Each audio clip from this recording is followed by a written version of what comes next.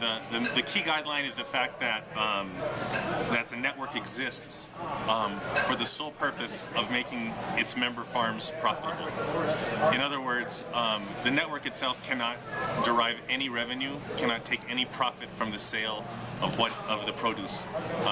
It exists for the sole purpose of supporting the individual farmers.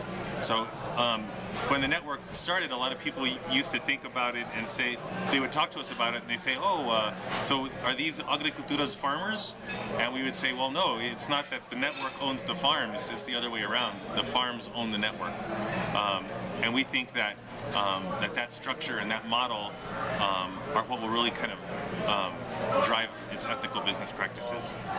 The best example I could give is and it's, you know, it's sort of a often used metaphor is the acequias system.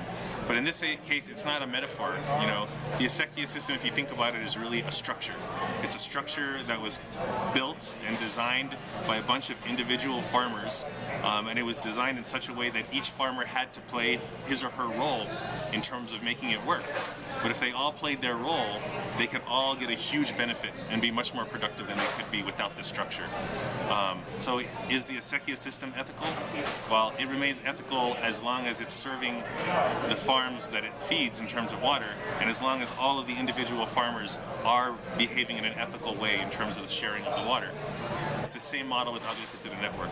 As long as the individual farms that are benefiting from it are conducting themselves in ethical ways, the structure itself will lend itself to ethical behavior.